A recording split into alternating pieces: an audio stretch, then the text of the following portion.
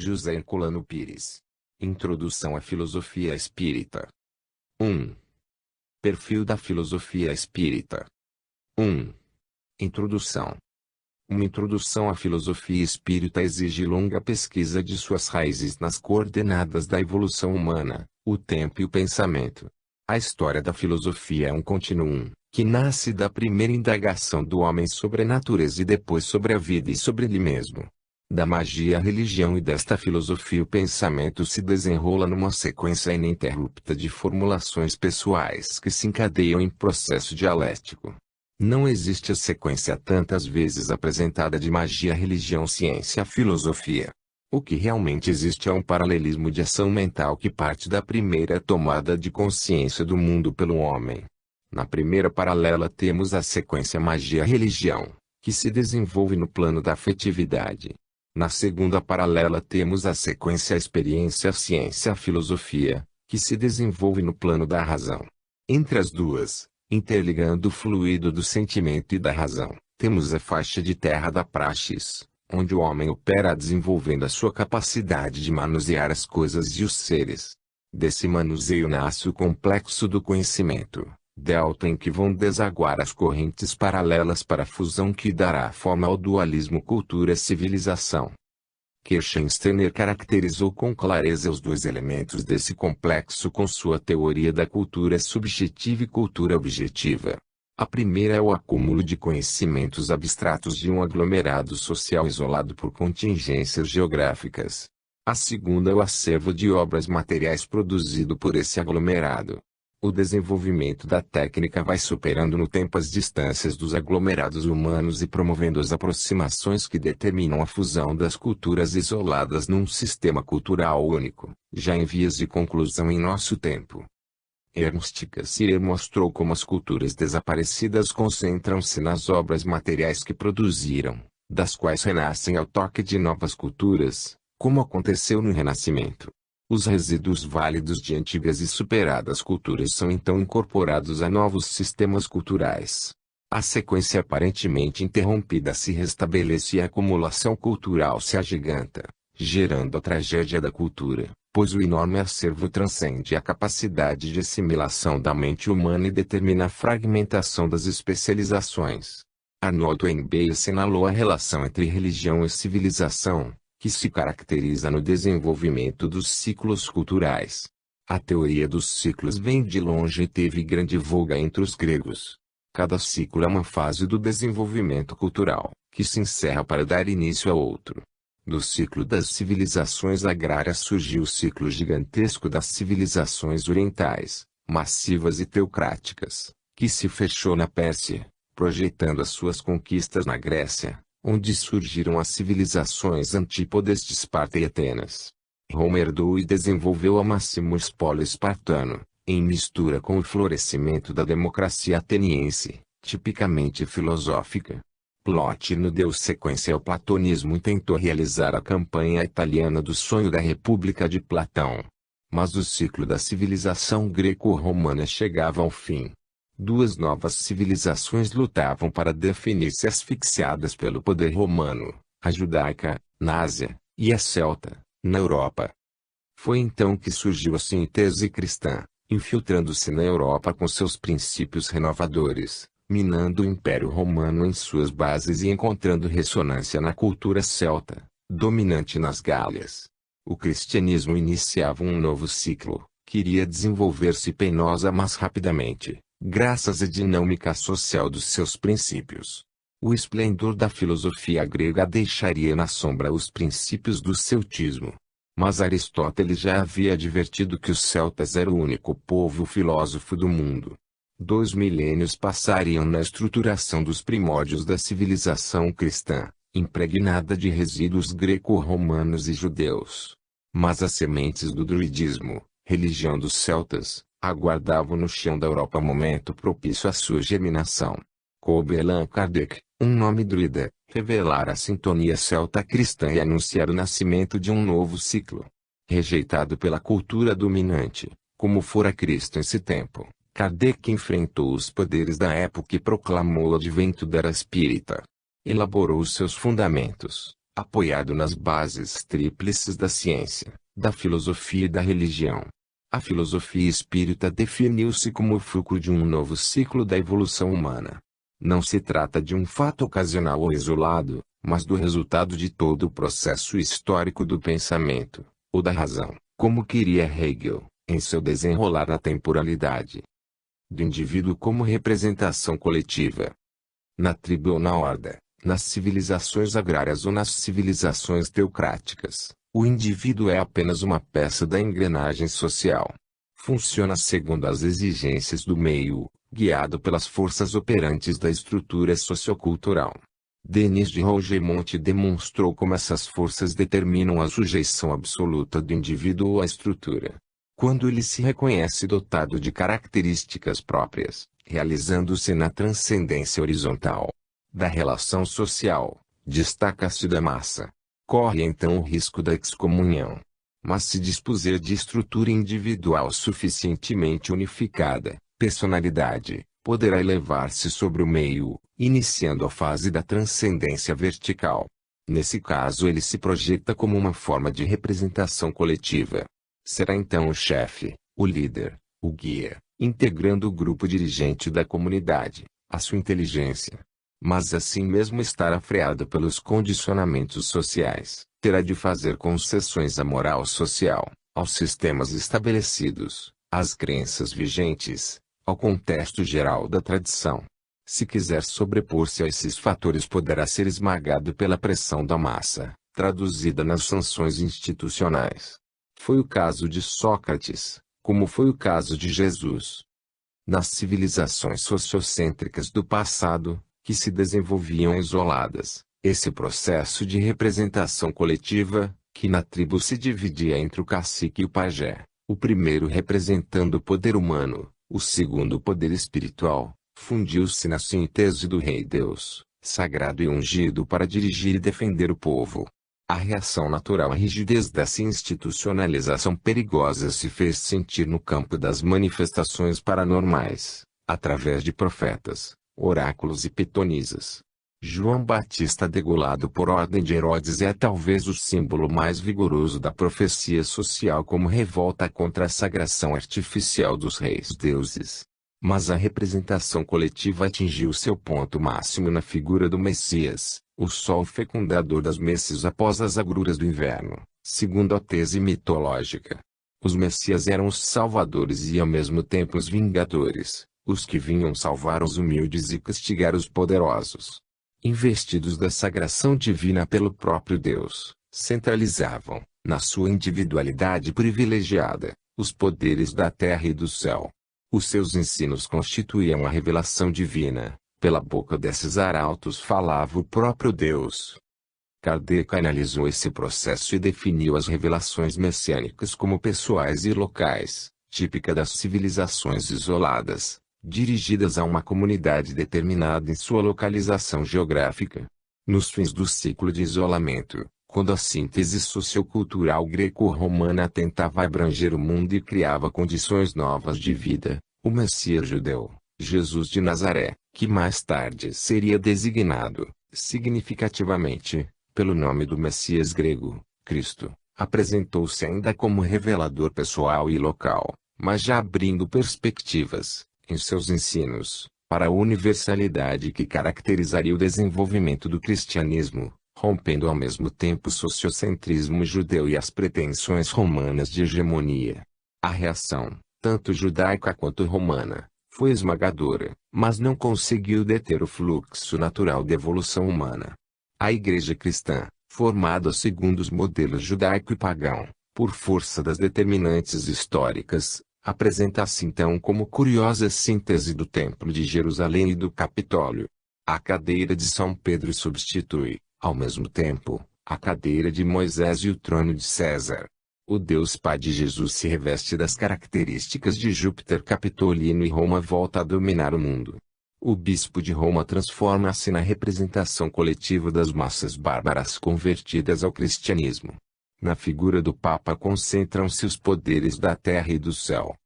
Entretanto, no milênio medieval o processo dialético prossegue, lento e seguro. Um mundo novo está fermentando nas querelas absurdas e uma nova revelação está sendo elaborada nas suas entranhas psíquicas. A filosofia grega inflama o pensamento cristão, despertando-o para a compreensão dos poderes do homem, do valor intrínseco do ser humano. O dogma de encarnação humana de Deus, reflexo das teorias egípcias e indianas do avatar búdico, produz efeitos contraditórios. De um lado, reforça temporariamente o conceito do homem-deus do passado. De outro lado, desperta a atenção dos pensadores para os poderes divinos do homem. A subversão vai se confirmar nessa linha com o desenvolvimento do humanismo. A ciência renascerá das cinzas de Aristóteles e o homem se fará o revelador racional dos mistérios encobertos pela mística religiosa. As revelações pessoais e locais estão definitivamente superadas. Os messias do passado tornam-se místicos e ignorantes, incapazes de revestir-se dos poderes da representação coletiva. A Revolução Francesa proclamará a supremacia da razão sobre todo o passado fideísta. Kardec poderá então distinguir dois tipos de revelação, ambos divorciados da mística e do mistério: a revelação científica, feita pelos pesquisadores dos mistérios da natureza, e a revelação espiritual, feita através da mediunidade e da pesquisa dos fenômenos paranormais, das condições do mundo suprassensível. A partir desse momento as revelações pessoais, locais ou não, não terão nenhum sentido. A verdade não pertence a ninguém em particular, a nenhum profeta, messias ou vidente. É um patrimônio comum, ao alcance de todos os que se esforçam para descobri-la. A revelação é coletiva. O indivíduo como representação coletiva existiu e funcionou nas dimensões do passado, como exigência natural de um mundo fechado em si mesmo, incapaz de superar os condicionamentos sociomisológicos de cada civilização isolada, entregue às suas próprias forças. No mundo novo que surgiu da abertura cristã, tendo por paradigma a especulação ateniense e por bússola a mensagem irracional do Evangelho, não há mais lugar para a autoridade individual no tocante à problemática da verdade, que brota do real em si, não das interpretações individuais, sujeitas a condicionamentos desconhecidos. Nenhum indivíduo transformado em representação coletiva em nenhum colégio de iluminados por sabedoria infusa pode decretar a verdade. A filosofia dedutiva e sistemática do passado cedia lugar à lógica indutiva, liberta das predeterminações arbitrárias dos sistemas. 2. Filosofia e Espiritismo. 1. O que é filosofia? É comum ouvir-se de pessoas que não aceitam o espiritismo a afirmação de que a filosofia espírita não existe. Conhecido professor brasileiro de filosofia chegou a declarar numa entrevista à imprensa brasileira que o Livro dos Espíritos nada tem de filosófico. A mesma coisa acontece com o marxismo. Papini esforçou-se, em toda a sua vida, para provar que Marx era um economista, e, portanto, não devia ser confundido com um filósofo. Como se um economista não pudesse e até mesmo não precisasse filosofar. Sartre, pelo contrário, considera o marxismo como a única filosofia do nosso tempo. As opiniões são contraditórias, mas isso não nos deve impressionar, pois opiniões não passam de palpites, de pontos de vista individuais, sujeitos às idiosincrasias de cada um. E Pitágoras, o criador do termo filosofia, já afirmava que a Terra é a morada da opinião. Mais tarde, Descartes advertiu que o preconceito e a precipitação, dois vícios comuns da espécie humana, prejudicam o juízo e impedem a descoberta da verdade. Um filósofo, um professor de filosofia, um pensador honesto e até mesmo uma simples criatura de bom senso não podem negar a existência da filosofia espírita, a menos que não saibam o que essa palavra significa. Muito menos negar a natureza filosófica de O Livro dos Espíritos, que é um verdadeiro tratado de filosofia. Veja-se, por exemplo, como Yvonne Castellan, que não é espírita, encara esse livro em seu estudo sobre o espiritismo. Consulte-se o Dicionário Técnico Científico de Filosofia, de Lalande. E leia-se o admirável ensaio de González Soriano, desafiadoramente intitulado É o Espiritismo ex la Filosofia. São muitas as definições de filosofia, Mas a que subsiste como essencial é ainda a de Pitágoras, amor da sabedoria. Daí a exatidão daquele axioma: a filosofia é o pensamento debruçado sobre si mesmo. Eis a descrição perfeita de um ato de amor. A mãe se debruça sobre o filho porque o ama e deseja conhecê-lo. A sabedoria é filha do pensamento, que a embala em seus braços, alimentando-a e fazendo-a crescer. Assim, o objeto da filosofia é ela mesma, não está fora, no exterior, mas dentro dela. Podemos defini-lo como a relação entre o pensamento e a realidade. Essa razão de González Soriano afirmar que o espiritismo é a filosofia. Razão, aliás, que ele demonstra filosoficamente em seu livro. O espiritismo é, segundo sua definição, a síntese essencial dos conhecimentos humanos aplicada à investigação da verdade. É o pensamento debruçado sobre si mesmo para reajustar-se à realidade. 2. O que é espiritismo? Respondida a pergunta sobre filosofia, devemos tratar ligeiramente da natureza do espiritismo. E nada mais necessário do que isso, porque nada mais desconhecido em nosso mundo do que ele.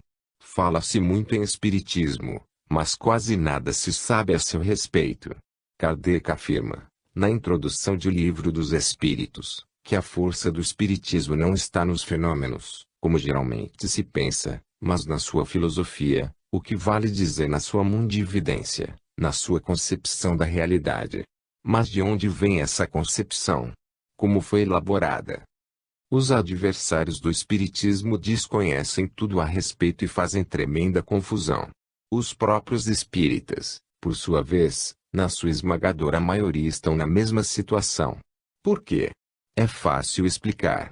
Os adversários partem do preconceito e agem por precipitação. Os espíritas em geral fazem o mesmo, formularam uma ideia pessoal da doutrina, um estereótipo mental a que se apegaram. A maioria, dos dois lados, se esquece desta coisa importante: o espiritismo é uma doutrina que existe nos livros e precisa ser estudada. Trata-se, pois, não de fazer sessões, provocar fenômenos, procurar médiuns, mas de debruçar o pensamento sobre si mesmo, examinar a concepção espírita do mundo e reajustar a ela a conduta através da moral espírita. Assim, temos alguns dados. O espiritismo é uma doutrina sobre o mundo, dá-nos a sua interpretação e nos mostra como nos devemos conduzir nele. Mas como nasceu essa doutrina? Em que cabeça apareceu pela primeira vez? Dizem que foi na de Allan Kardec, mas não é verdade. O próprio Kardec nos diz o contrário. Os dados históricos nos revelam o seguinte: o espiritismo se formou lentamente através da observação e da pesquisa científica dos fenômenos espíritas, hoje parapsicologicamente chamados de fenômenos paranormais. Os estudos científicos começaram 6 anos antes de Kardec, nos Estados Unidos, com o famoso caso das irmãs Fox e Desville. Quando Kardec iniciou as suas pesquisas na França, em 1845, já havia uma grande bibliografia espírita, com a denominação de Léo Espiritualista, nos Estados Unidos e na Europa. Mas foi Kardec quem aprofundou e ordenou essas pesquisas, levando-as às necessárias consequências filosóficas, morais e religiosas. O Livro dos Espíritos nos oferece a súmula do trabalho gigantesco de Kardec. Mas se quisermos conhecer esse trabalho em profundidade, temos de ler toda a bibliografia kardeciana, os 5 volumes da Codificação Doutrinária, os volumes subsidiários e mais os 12 volumes da Revista Espírita, que nos oferecem um registro minucioso das pesquisas realizadas na Sociedade Parisiense de Estudos Espíritas.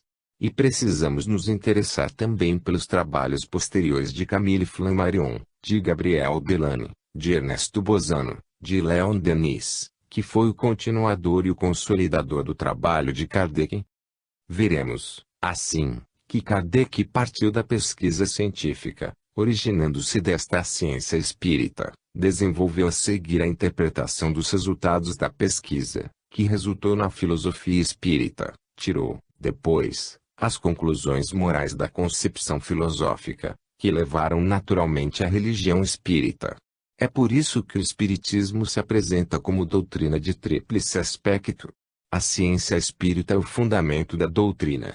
Sobre ela se ergue a filosofia espírita. E desta resulta naturalmente a religião espírita. Muitas pessoas se atrapalham com isso e perguntam, como uma doutrina pode ser, ao mesmo tempo, ciência, filosofia e religião? Mas essa pergunta revela a ignorância do processo gnoseológico. Porque, na verdade, o conhecimento se desenvolveu nessa mesma sequência e em todas as formas atuais de conhecimento repete-se o processo filogenético. No Espiritismo, porém, esse processo aparece bem preciso, bem marcado por suas fases sucessivas, entrosadas numa sequência lógica. Podem alguns críticos alegar que Kardec não partiu da pesquisa, mas da crença. Alguns chegam a afirmar que foi assim, que ele já acreditava nas comunicações espíritas antes de iniciar o seu trabalho de investigação. Mas essa afirmação é falsa, a suposição é gratuita. Basta uma consulta às anotações íntimas de obras póstumas e às biografias do mestre para se ver o contrário. Quando lhe falaram pela primeira vez em mesinhas falantes, Kardec respondeu como fazem os céticos de hoje: isso é conversa para fazer dormir em pé. Só deixou essa atitude cética depois de constatar a realidade dos fenômenos.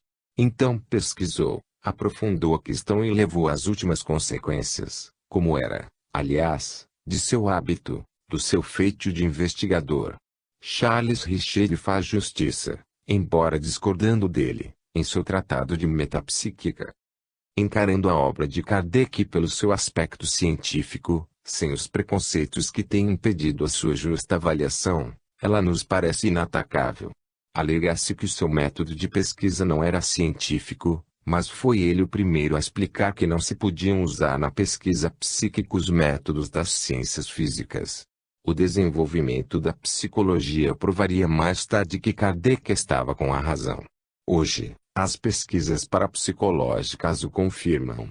No tocante ao aspecto filosófico, o desenvolvimento atual das investigações mostram a posição acertada do Espiritismo como doutrina sistemática, livre dos prejuízos de espírito de sistema, como declara o Livro dos Espíritos, utilizando a conjugação dos métodos indutivo e dedutivo para o esclarecimento da realidade em seu duplo sentido, o objetivo e o subjetivo. A filosofia espírita se apresenta como antecipação das conquistas atuais do campo filosófico e abertura de perspectivas para o futuro. 3. A tradição filosófica. A filosofia espírita se apresenta naturalmente integrada na tradição filosófica. Foi por isso que Kardec colocou, sob o título de O Livro dos Espíritos, a indicação, filosofia espiritualista. Em O Evangelho segundo o Espiritismo ele indica Sócrates e Platão como precursores do cristianismo e do espiritismo, sendo este o desenvolvimento histórico daquele. Mas podemos ir mais longe, demonstrando as múltiplas relações da filosofia espírita com as mais significativas escolas filosóficas do passado. Na verdade, a filosofia espírita se apresenta, para o investigador imparcial, como o delta natural em que desemboca no presente toda a tradição filosófica. Essa convergência, porém, não se faz de súbito, não é um arranjo, como pretendem os adversários gratuitos do espiritismo. Podemos ver com os olhos o processo de convergência delinear-se na própria história da filosofia. Dos pitagóricos, com sua simbiose espiritual traduzida na doutrina da metempsicose, aos jônicos, com sua busca da origem única, da substância originária, aos eleatas, com a procura do ser em seu sentido absoluto, até Plotino, o neoplatonismo investigando a alma viajora, passando pela contribuição da doutrina de forma e matéria, de Aristóteles, antecipação da teoria espírita do perispírito, chegamos ao Renascimento. E é nesta fase que a confluência se define, primeiro com a rebelião de Abelardo, preparando o advento de Descartes, depois, com este, o pai do pensamento moderno, que escreveu o discurso do método sob inspiração do Espírito da Verdade, a seguir com Spinoza, que fez da Ética um livro precursor, em estrutura, substância e ligações históricas, de O Livro dos Espíritos. A tradição filosófica é o terreno vasto e profundo em que podemos descobrir as raízes da filosofia espírita. Mas, como vimos, Essa tradição se prolonga até o mundo moderno, que começou no Renascimento e veio findar na Guerra de 1914 a 18. E depois, no mundo contemporâneo, reencontramos as conotações filosóficas do passado. No mundo moderno podemos lembrar as figuras centrais de Hegel e Kant, o primeiro com sua dialética da ideia, evolução do princípio espiritual através da matéria, e o segundo com sua teoria do númeno e do fenômeno e sua crítica da razão, correspondentes à teoria espírita da alma e matéria crítica da fé em Kardec. Na atualidade, as principais escolas filosóficas apresentam relações evidentes com a filosofia espírita. Estudaremos essas relações no prosseguimento deste trabalho. Mas convém destacar desde logo o paralelismo da corrente filosófica característica do pensamento atual com o espiritismo. Paralelismo tanto mais evidente quanto se apresenta no tempo e no espaço, contemporaneidade, no método de abordagem dos problemas filosóficos, o enfoque ontológico existencial, e na procura da compreensão racional, humana e não teológica, da problemática da existência. E a corrente das filosofias da existência, que surgiu na mesma época do espiritismo, na Europa, na mesma posição a sistemática, Kierkegaard e sua versão aos sistemas, com o mesmo processo de abordagem do problema do ser, através do ser humano na existência, e a mesma busca de transcendência na interpretação da natureza humana ou essência do ser. Mas acontece com o existencialismo o que Kardec assinalou no tocante às ciências materiais. O paralelismo com o espiritismo vai até o limite da conceituação da existência. Depois desse limite, o espiritismo prossegue sozinho, investigando e aprofundando o problema das relações interexistenciais, que abre as possibilidades de comprovação das antigas intuições sobre as existências múltiplas do ser. No espiritismo, essas intuições, que desde a antiga metempsicose egípcia, adotada pelos pitagóricos, até a ressurreição judaica e a teoria católica de ressurreição da carne se mantiveram no plano sobrenatural, transformam-se em conceitos racionais comprovados pela experiência e investigação científica. Chegamos assim a um ponto de contato da filosofia espírita com o panteísmo de Spinoza, que é o da negação do sobrenatural. A filosofia espírita não é panteísta, o que está explícito em O Livro dos Espíritos. Mas isso não impede que haja entre Spinoza e Kardec a concordância no tocante ao sobrenatural. Para a filosofia espírita, o sobrenatural, segundo a concepção vigente até nossos dias, é apenas o natural ainda não conhecido, pois tudo quanto existe pertence à natureza e tudo quanto estiver além da natureza não é acessível ao nosso conhecimento, posição paralela do criticismo kantiano. Esse conceito de natureza no espiritismo é um dos pontos mais significativos da filosofia espírita e a coloca numa posição de vanguarda perante o pensamento contemporâneo. Quando as ciências atuais se viram obrigadas a adotar a expressão paranormal, como substitutiva da expressão sobrenatural, nas investigações sobre a natureza humana, nada mais fizeram do que seguir a orientação firmada pelo pensamento espírita há mais de um século. Como se vê, desta simples exposição inicial, é inegável a natureza de síntese da filosofia espírita. Ela representa um daqueles momentos de confluência de todas as conquistas culturais do homem para um delta comum, a que se refere Arnold Toynbee nos seus estudos sobre o desenvolvimento das civilizações. Ernst Cassirer, filósofo alemão contemporâneo, em seu ensaio A Tragédia da Cultura, analisa o processo de evolução cultural do homem através das civilizações sucessivas, demonstrando que as conquistas essenciais de cada época são transmitidas a outra por meio de concretizações, de formas sintéticas de expressão. O espiritismo, como afirmaram Kardec, Leon Denis, Sir Oliver Lodge, Gustave Gelée e González Soriano, entre outros, é a síntese cultural do nosso tempo.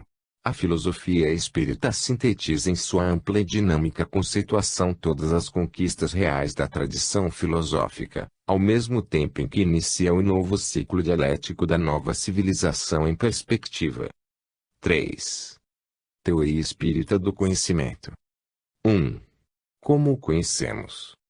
Já vimos que o problema do conhecimento é básico em filosofia. Pois se esta tem por objeto a sabedoria, o que vale dizer o nosso saber, aquilo que sabemos, é claro que o conhecimento e a maneira pela qual o adquirimos é de importância fundamental em toda a indagação filosófica. Por isso a teoria do conhecimento é uma das partes mais complexas e mais debatidas da filosofia, em todos os tempos.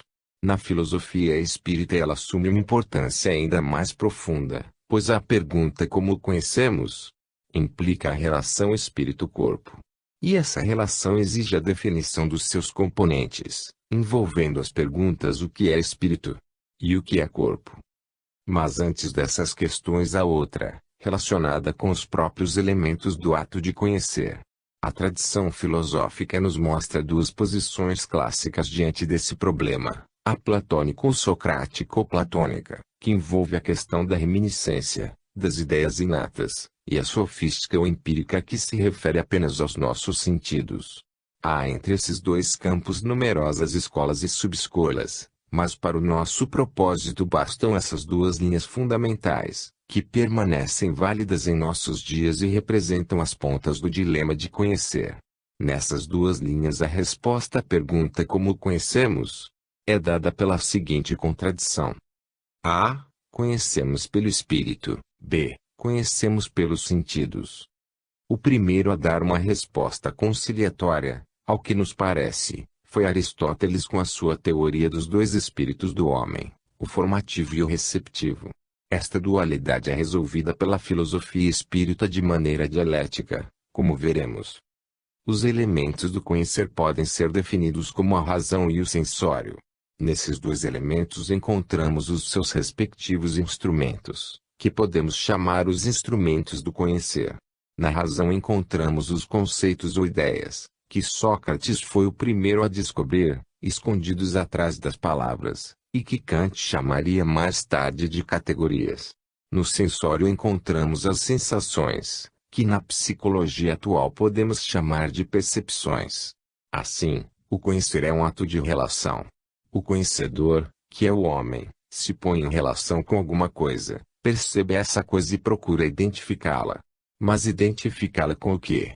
Com os conceitos ou ideias, com as chamadas categorias da razão, que não estão nos sentidos, mas no espírito. Essa identificação é o próprio auto de conhecer. Captamos pela vista uma forma à distância. Ela nos parece um cavaleiro. Identificamos a forma visual com a ideia ou conceito de um cavaleiro.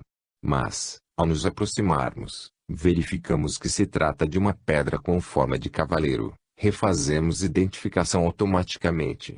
E assim que um objeto captado pelos nossos sentidos pode enganar-nos, mas a verificação da razão corrige o erro. Estão aí os dois espíritos da teoria de Aristóteles.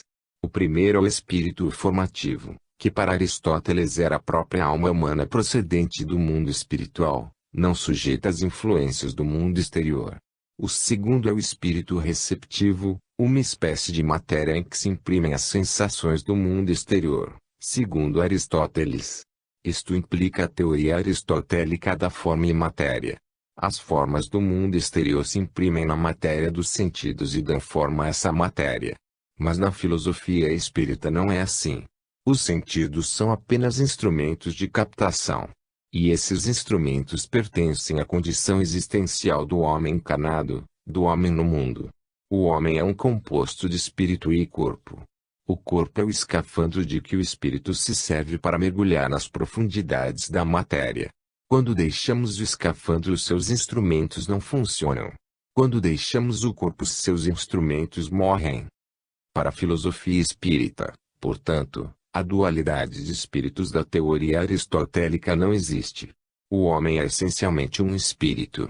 Assim, o espírito é a substância do homem e o corpo seu acidente. A percepção é uma faculdade do espírito e não do corpo. É o escafandrista que vê através dos vidros do escafandro e não este que vê pelos seus vidros. A contradição das teorias platônica e sofística do conhecimento se resolve numa síntese funcional. Essa contradição ainda existe na filosofia atual.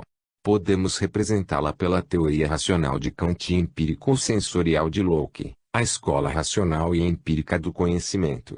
A síntese funcional é a que nos oferece a reunião do racionalismo e do empirismo num sistema de funções. Esse sistema é o processo vital do homem, ou seja, um espírito encarnado, uma razão prisioneira da rede sensorial, funcionando em relação ao mundo através dessa rede. A percepção, segundo a filosofia espírita, é uma faculdade geral do espírito, que abrange todo o seu ser. Veja-se o ensaio teórico sobre as sensações dos espíritos, em O Livro dos Espíritos. O espírito não percebe através dos órgãos, não vê pelos olhos nem ouve pelos ouvidos. Vê e ouve por todo o seu ser. Somente quando sujeito ao corpo tem a sua percepção reduzida ao organismo sensorial. Mas, apesar disso, a sujeição corpórea não é absoluta. O espírito, mesmo encarnado, extravasa dos limites sensoriais e tem percepções extrasensoriais. Essa grande descoberta da parapsicologia, que, segundo o próprio professor Rini, só é nova para a ciência. Sim, pois os homens sabem, desde todos os tempos, que podem ver sem os olhos e perceber sem os sentidos em todos os campos da percepção. Mas se os homens podem ver sem os olhos, hão de ver também coisas não visíveis para os olhos. Eis a questão, diria Shakespeare. E essa questão nos leva de volta à teoria das reminiscências de Sócrates e Platão. Que teoria é essa? A de que os nossos espíritos, ou seja, nós mesmos, antes de encarnarmos neste mundo já conhecíamos muitas coisas. Esse conhecimento está dentro de nós na forma de reminiscência, de lembrança amortecida pela carne. Por isso Sócrates inventou a maêutica, o processo de tirar o conhecimento das profundezas do ignorante como se tira a água do poço. E Platão ensinou, com o famoso mito da caverna, que na Terra somos apenas sombras, as projeções passageiras e irreais de nós mesmos, dos nossos espíritos, que na realidade vivem acima da matéria, transcendem a ela. E hoje os parapsicólogos mais esclarecidos, mais consequentes consigo mesmos, como o casal Rini, os professores Sewall, Carrington, Price, Titchener e outros afirmam que a mente e o pensamento não são materiais, pertencem a outro plano da natureza, a outro plano da complexa estrutura do universo. A teoria espírita do conhecimento tem a sanção das últimas conquistas científicas.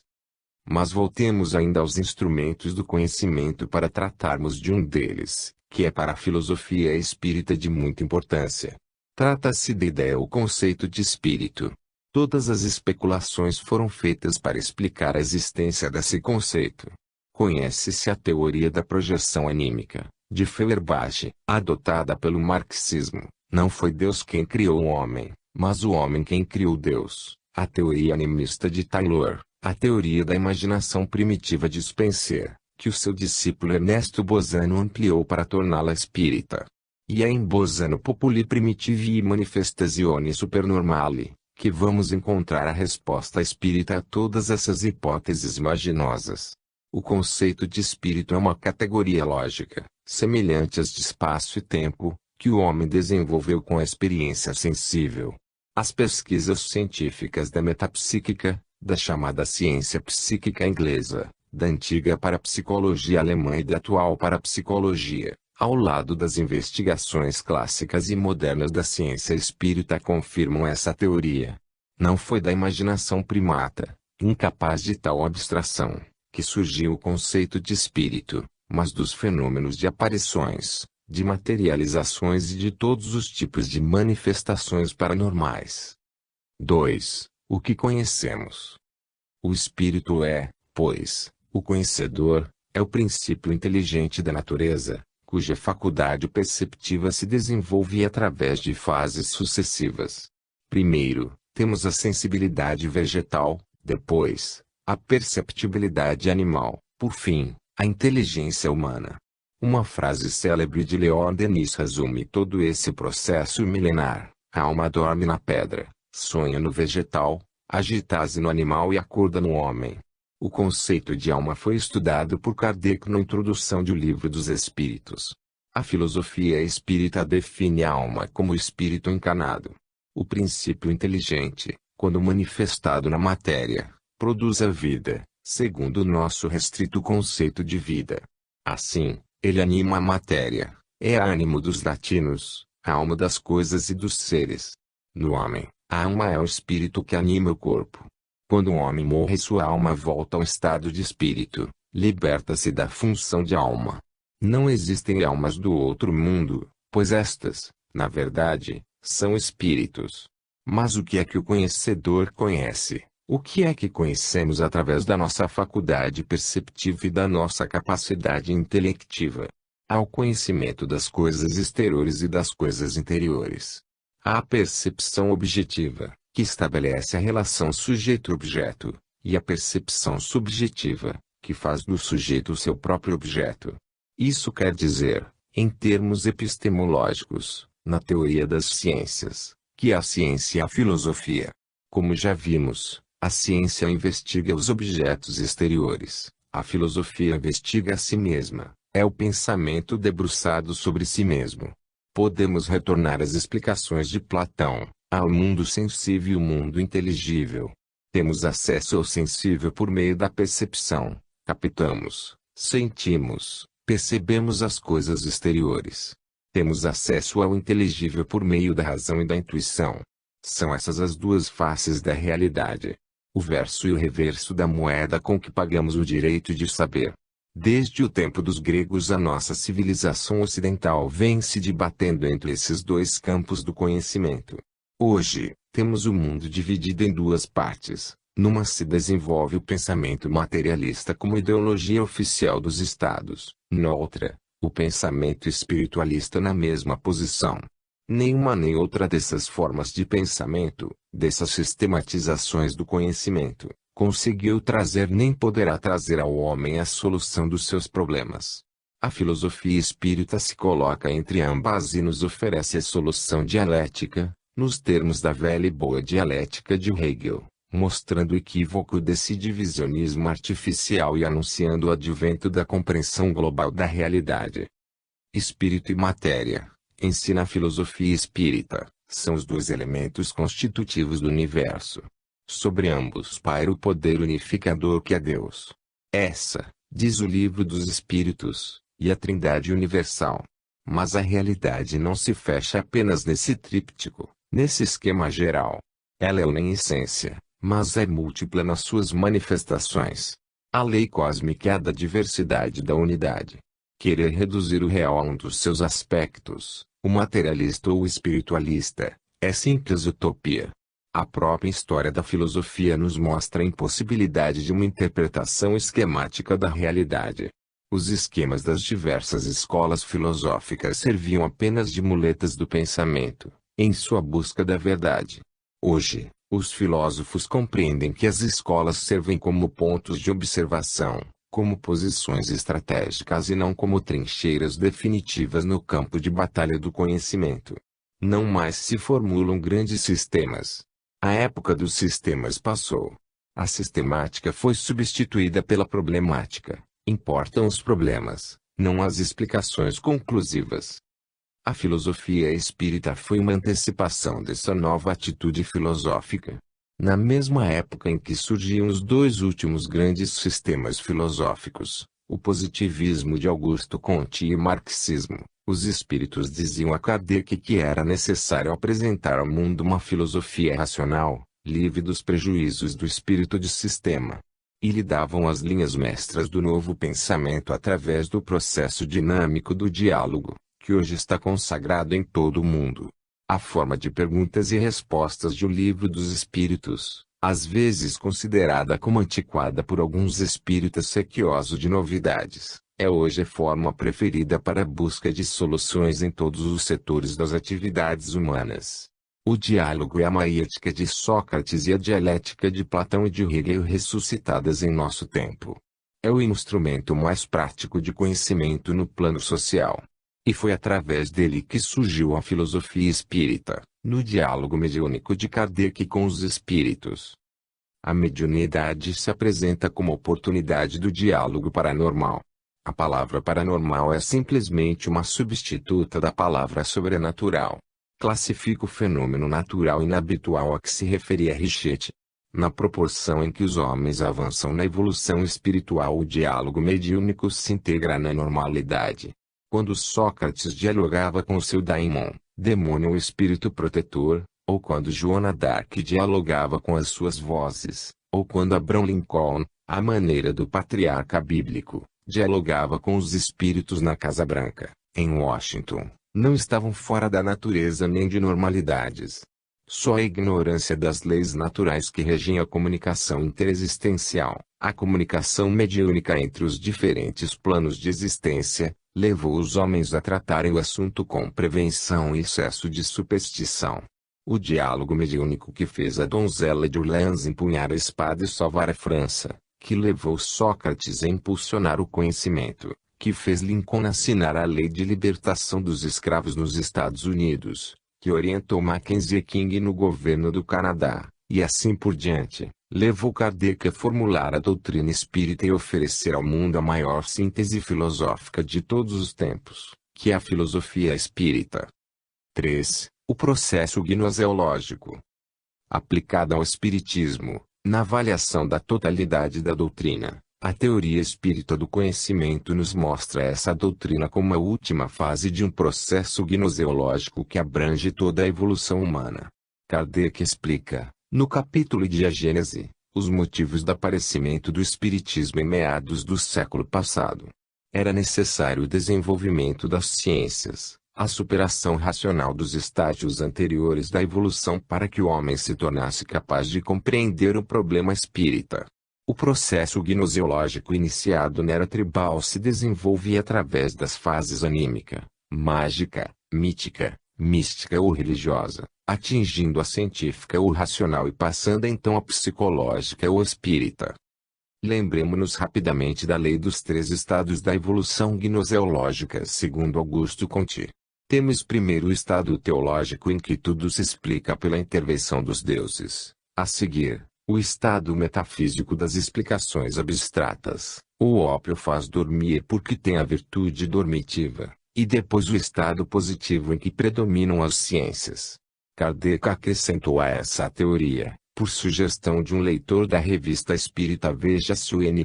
Graus de abril de 1858, o estado psicológico iniciado pelo Espiritismo. Vemos hoje o acerto desse acréscimo. As ciências psicológicas dominam o mundo atual e já se abriram para o futuro através da investigação parapsicológica. A humanidade avança, segundo a observação de Simone de Beauvoir, que não é espírita, num constante devir. O homem se liberta da matéria, emancipando-se como espírito.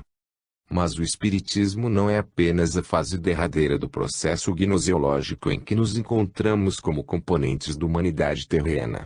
Ele apresenta também, em si mesmo, as características de um processo gnoseológico especial. A teoria do conhecimento nos mostra que as fases sucessivas do conhecer se repetem no desenvolvimento do espiritismo.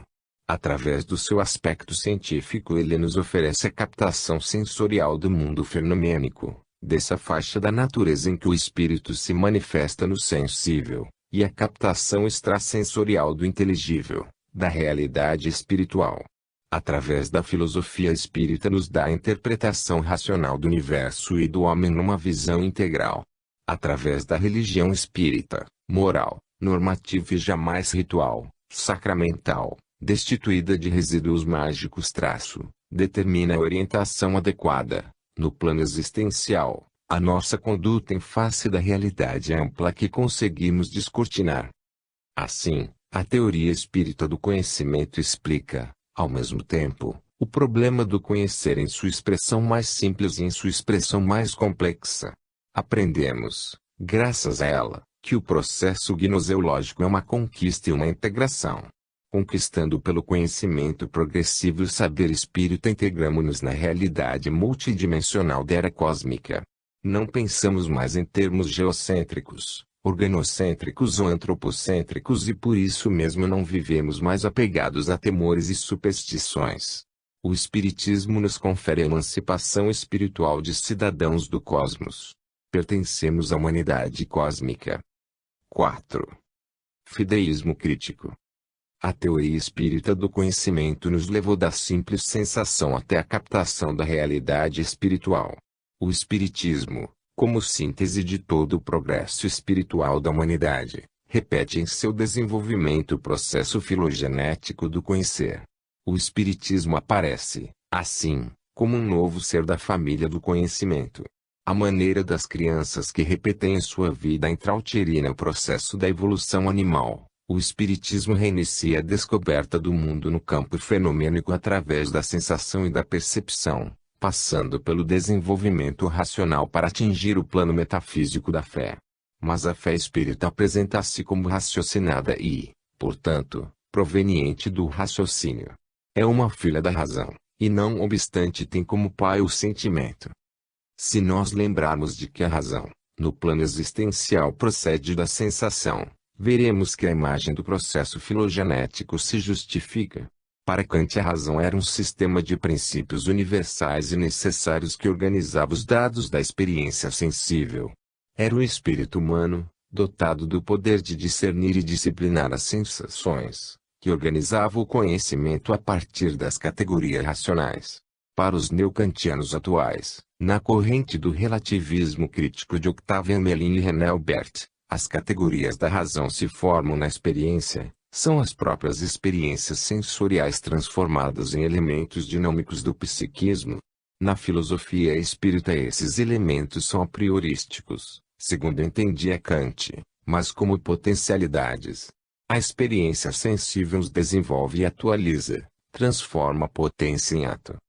Vemos assim que a sensação excita e desenvolve a razão, mas esta é que dá sentido à sensação.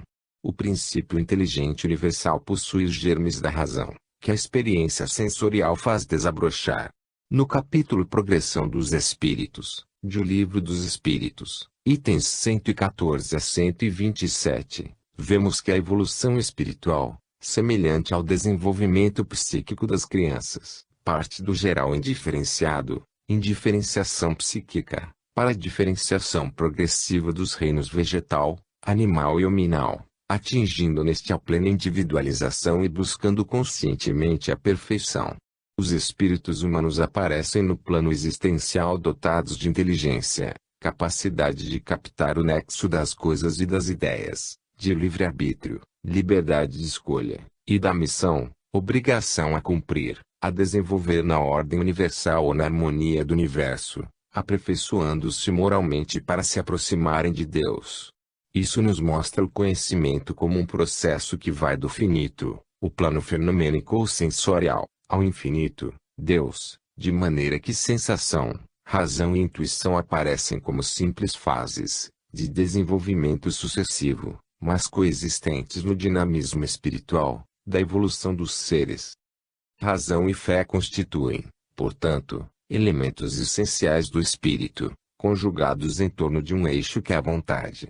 Esta, a vontade, se representa pelo livre-arbítrio, o princípio da liberdade, sem o qual a razão de nada serviria e a fé não teria sentido.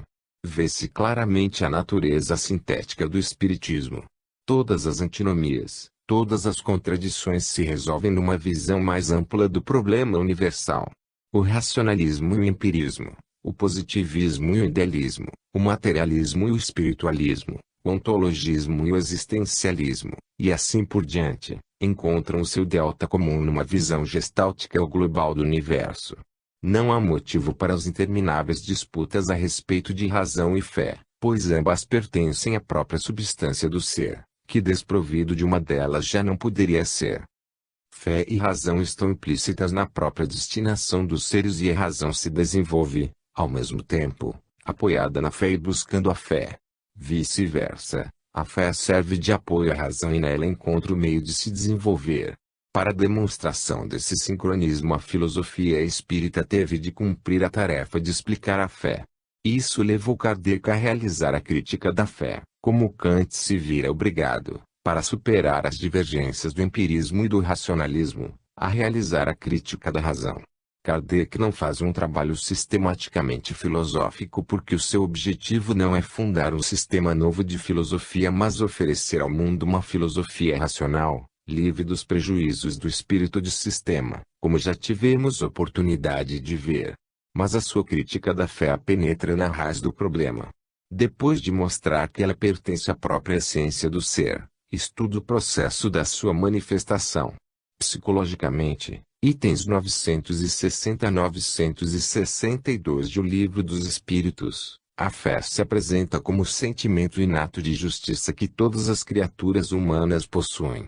Sentimento que se apoia na ideia inata de Deus, nessa certeza intuitiva que faz do homem uma criatura naturalmente religiosa, a ponto de nunca haver existido uma tribo ou um povo ateu.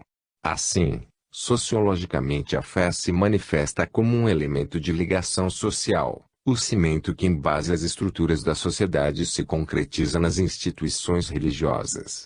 Gnoseologicamente a fé se traduz na lei de adoração, lei natural que dirige todo o processo da evolução humana, individual e coletiva, e que só parece definida e estudada em O Livro dos Espíritos. No capítulo 20 de O Evangelho segundo o Espiritismo, Kardec estuda os aspectos imanente e transcendente da fé. O imanente é o que ele chama a fé humana, que consiste na confiança na realização de alguma coisa, a certeza de se atingir um fim. O transcendente é a fé religiosa. O homem tem fé em si mesmo, na sua força, na sua inteligência, na sua capacidade. Mas tem fé, também, no seu destino, nas forças sobrenaturais em Deus. Em todos os estágios da sua manifestação, desde as eras primitivas até os nossos dias, a fé se justifica pela razão. Mas somente na era espírita, no momento em que o espiritismo desvenda novas perspectivas à compreensão humana, a fé se confirma pela explicação racional e se demonstra de maneira científica. A fé cega do passado se transforma então na fé racional e raciocinada do espiritismo. A posição crítica de Kardec em relação à fé assemelha-se à de Kant em relação ao problema da razão. Ambos procuram tirar a filosofia de um impasse. No século XVIII esse impasse se referia à natureza e aos limites do conhecimento, ao dogma metafísico da razão como elemento único do conhecimento, e ao dogma empirista que colocava as sensações nessa mesma posição. Sucederam ao agnosticismo de Hume, para quem todo conhecimento se tornava impossível e toda verdade ilusória. Kant se propõe a realizar uma crítica profunda da razão e consegue chegar a uma síntese parcial do processo gnoseológico, superando a contradição racional empírica. Recorre à ética e nela se apoia para superar as contradições e oferecer uma nova base à metafísica destruída pela época das luzes. Kant restabelece o valor da razão e reconstrói os fundamentos da fé. A natureza moral do homem lhe oferece os elementos necessários à vitória sobre o Hume. De Kant para frente a existência de Deus se torna uma verdade moral que não depende dos sofismas racionais. Mas a fé, reduzida ao campo ético, fica exposta às controvérsias que logo mais se travarão sobre o próprio valor da moral e que ainda hoje conturbam o mundo filosófico. O grande problema do século XIX era o da validade da fé. Kardec enfrenta esse problema com a simplicidade do bom senso cartesiano. Não necessita de entrar na arena das grandes especulações. Dispõe de duas armas excelentes, o bom senso e a pesquisa científica. O bom senso lhe oferece o melhor da conquista kantiana, a liberdade de julgar, que prova a natureza transcendente do homem. A pesquisa científica lhe assegura a prova positiva e até mesmo material dessa transcendência. Fica, pois, dispensado dos circunlóquios infindáveis da argumentação filosófica. E com essas duas armas que ele responde ao desafio do século. E com elas realiza a crítica necessária, que completa a especulação kantiana, provando a validade universal da fé. A crítica de Kardec reveste-se das exigências fundamentais do chamado espírito crítico, é genética ou externa, examinando a origem e a manifestação objetiva da fé no plano social, e é ontológica ou interna, investigando a substância e o significado da fé em si mesma, como um fato subjetivo. Nada falta, pois, à sua crítica da fé para ser filosoficamente válida. No item 4 do Livro dos Espíritos encontramos a afirmação da existência de Deus como necessidade lógica. A filosofia espírita reafirma o postulado cartesiano, A ideia de Deus está no homem como a marca do obreiro na sua obra. E completa o pensamento de Descartes de que tirar Deus do universo seria como tirar o Sol do nosso sistema solar. Com o célebre postulado kardeciano, todo efeito inteligente tem uma causa inteligente, e a grandeza da causa corresponde à grandeza do efeito. A posição espírita no tocante ao problema da fé está hoje suficientemente confirmada pela investigação filosófica. O relativismo crítico, essa corrente neo-kantiana a que já nos referimos, estabelece o primado moral das exigências da razão no campo do conhecimento.